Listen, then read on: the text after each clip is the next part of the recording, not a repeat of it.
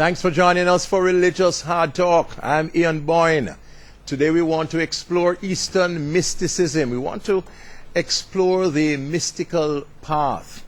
We regularly feature religious groups which depend on sacred, which depend on the written word, written revelations.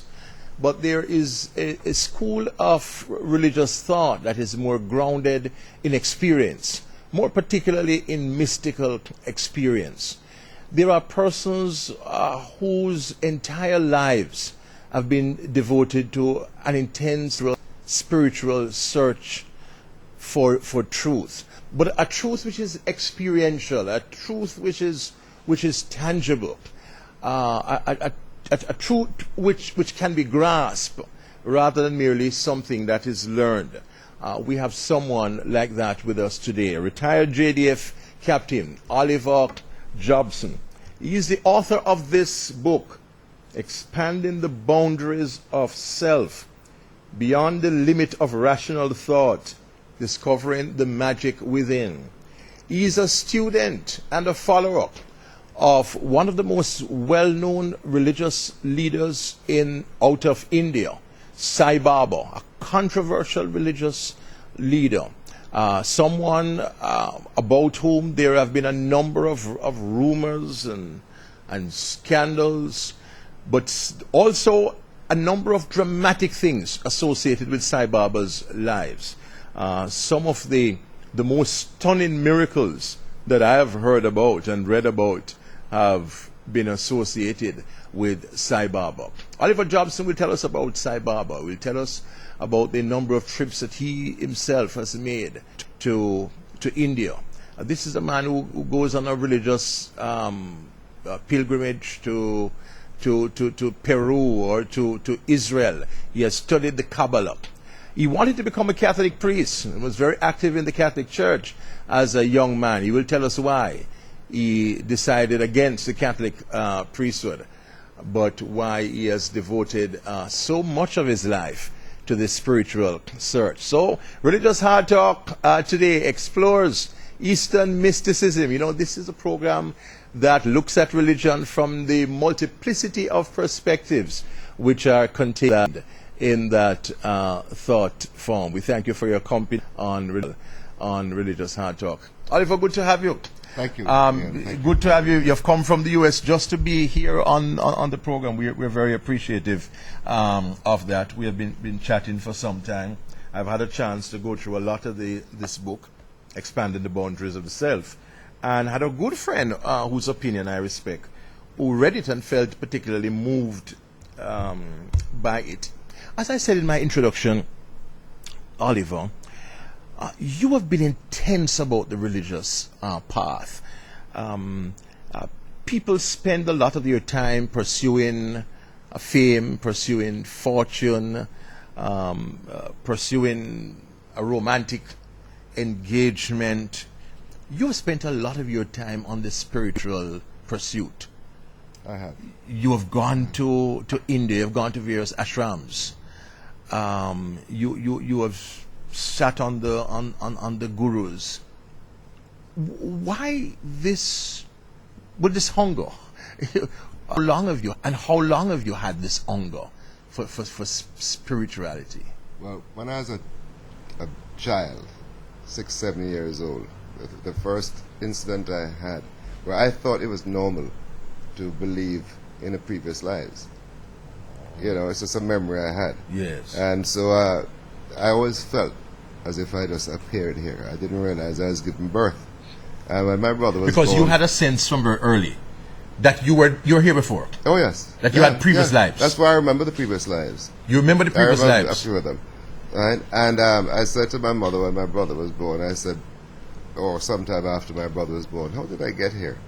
And she said, I gave him. So I said, no, you didn't. To give birth means that I would have died, and you're giving me a new reality, a new birth. And I said, no, you didn't. You didn't give me birth. Right? And I suggested to her that she was my guardian to bring me to adulthood, right? Or words to that effect. Mm-hmm. And you know, my mother just sort of ignored what I said to her, and yes, you know, yes. in her loving way, was very nice. Were about there it. were there certain mystical experiences that you had from a child? Well, there was, but let me explain to you that I didn't really realize what my mother meant until on her deathbed when I was 33 years old. And when she was in hospital, I slept many nights in hospital with her. And I said to her, I said, tell me the truth, how did I get here? And she said, darling, your father and myself gave you the body. And I thought, that is it. That is it. My soul went into the body, and here I am. So in essence, we're not the body, we're the soul, expressing itself through the vehicle of the body. The real person is the soul. The real person is the soul. And the soul is indestructible. Is indestructible. When we shed this body, we move on, right, in life, and we take another body and we reincarnate until we go back to God. About how many previous lives you think you have had? Probably many, but I only remember about 3 or 4. Tell us about these lives. That is what you remember. One life I remember, right, is living during the time of the crucifixion. During the time of the crucifixion? You lived during that time? Yes. Who I was, I don't know. Who were you, Judas? No, I don't. I haven't got the foggiest idea who I was. But I do know this from the affinity I had in pursuing the study of the New Testament. No, but lots of people pursue. Come on. No, man. but that's been more substantial than no, that. It's just millions and millions of people pursue study it's of just New a Testament. memory. It's just a memory. So what kind of memory? Give us. You see a lot of people these things, you know, Oliver, are hocus pocus things, you know. So you have to give us something to stand on. The ability to realize that Jesus is a great master, a great prophet that came here to teach us esoteric knowledge, philosophy, metaphysics. But you don't have to believe in past life regression to believe that. No, but I'm just saying this. Orthodox Christians believe that. Yeah, this is something that I remembered. I mean, it's like one talking about yesterday and questioning how come you remembered yesterday. It's just a memory. It's nothing to qualify. Do you remember anything about the roads? Do you remember anything about? No, I never. You just had a feeling that you were around at Jesus' time. I remember being there, but I never sat down to analyze what the roads were made of or what they weren't made of or anything like that. I mean, the material stuff is just immaterial. You know, I mean, another time I realized I was like other people have. You know, up living in the mountains of the Himalayas as a yogi. Yes. Yeah. Another time I was an Indian merchant. Another time I was in China, right? But these are just vague memories because, as I explained in my book, when you take on self-consciousness, what happens is that when you're born, you're learning the ways of living on Earth. Right? Mm-hmm. You're learning these ways, and as you're learning these new ways, the memories, the past memories, become very foggy. Right? And you lose a lot of the past memory because you're so taken up in self-consciousness. But through past life regression, one can go back. Oh, sure. But then, even if one goes back, so what? If I discover... Have you ever had someone regress? I've never been interested. You've never been interested? I've never been interested. The past is gone. It's a memory. Yeah, but it's important. No, it's just as our past is important to us. And a lot of times our present and prospects for the future are impacted by the past. Well, the yogis so why be so cavalier about the past? The yogi will tell you, right, that the only thing that matters is the present. It's not the present. It's now. No, yes. Because the now never ceases to be now. Mm-hmm. All the future is a progressive unfoldment of the now. Mm-hmm. So the essence, to remain in divinity, to remain in your essence, right? Because Jesus came back with the greatest aspect of his teachings. After 40 days and 40 nights, he came back with a revelation that the kingdom of God lies within. The soul is your guru. Our soul is our guru. And that's where God resides. Because he made us in his own image. But that doesn't mean we don't need human gurus, though. No. Human gurus are redundant. That's why we're all a team. Nobody's an island unto themselves. We all need each other. We all stimulate each other. We all share with each other. We all edify each other. We all take care of each other. This is why Jesus said, be your brother's keeper. Mm-hmm. Why did you not become a Catholic priest, as was your aim early in life? Actually, the whole thing started when I, as a kid. First, how intense a Catholic were you? I mean, how involved were you? How dedicated? I was an acolyte. So when I was not at Monroe at the time, I'd back here on holidays, I used to go do this, serve 6:30, my mass in 6:30. Used to say. Right? And, at that time, Ronnie Threach was the chief chief acolyte. and the Father Judah was at Peter and Paul. And I remember going to Sunday school there, and on a Sunday, and then they were being taught Sunday school, and were taught that Jesus was on the cross.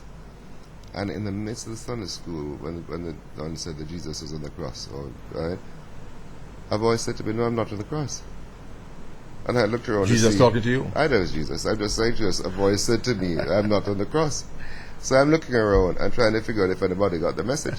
Let's take our first break at this point. A man with many mystical experiences, Oliver Jobson. He used to be in the army, was a JDF captain, trained at Sandhurst. Expanding the boundaries of self beyond the limit of traditional thought, rather, discovering the magic within the boundaries of self. Now, Eastern mysticism is insistent that the mind is but a microscopic representation of total self, and unfortunately, in the West, there is such an obsession with the mind at the exclusion of spirit, to the point where the mind is seen as the arbiter of all things, and everything must pass the muster of rationality.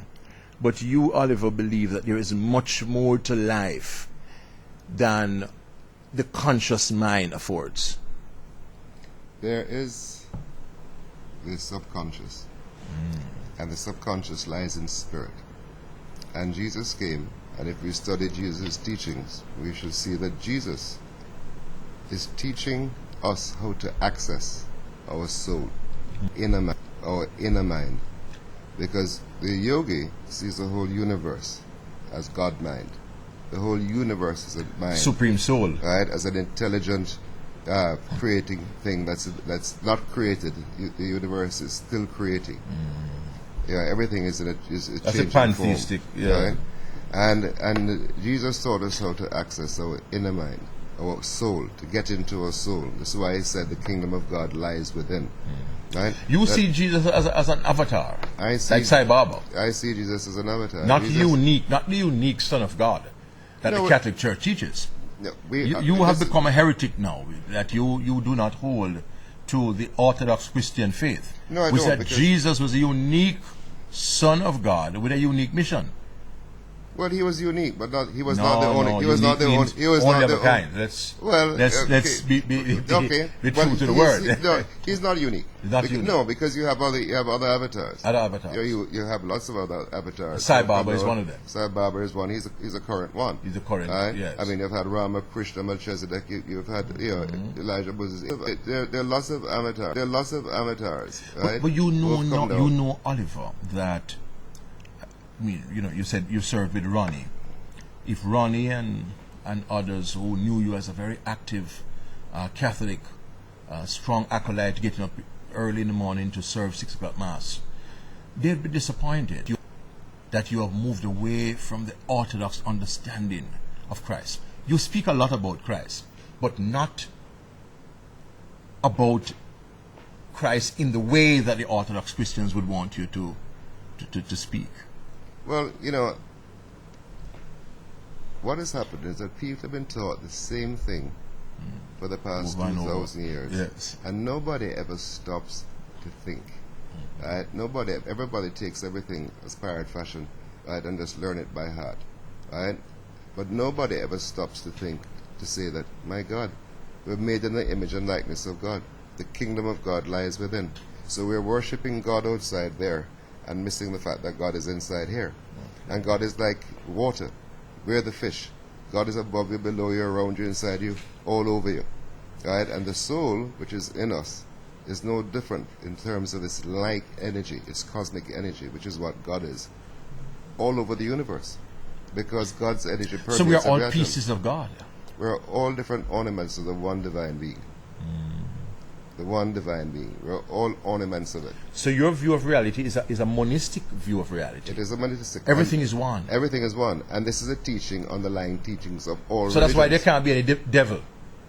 There's no objective evil or any devil. How could God? There's no evil force. How could God, being the Alpha and the Omega, the beginning and the end, the all-pervading, all-knowing, have in him evil tendencies to conceptualize and come up with the devil? How could God make imperfection? Well, the Christians didn't say that he made the devil. But how could God make Lucifer became the devil. But how could God make Lucifer, who is liable to fall? It's all an analogy. When we're more educated now than we were 2,000 years ago. When Jesus was talking to people 2,000 years ago, he was talking to a bunch of illiterate people. So he had to give them analogies. It is sad that 2,000 years later, we're still behaving like illiterate people, listening to these little fairy tales like an Anansi story. You know? So all these stories about devil and devil tempting Jesus and so on. It's like an analogy. It's like an analogy. Just like a kid. You tell a kid about Santa Claus, and the kid grows up believing in Santa Claus until one day it finds out Santa Claus doesn't exist. And it's totally disappointing. It is devastating for a child to find out that doesn't exist. Right? So the idea is about the devil and about demons. Do you think that when Jesus was meditating on a mountaintop and he was tempted by the devil, there was somebody standing up there with a horn, right, and a spear? That's ridiculous. What was tempting Jesus was his ego. The ego is what gives us the personality. We have allowed our ego to get a hold of us. We have allowed our ego to get beyond us.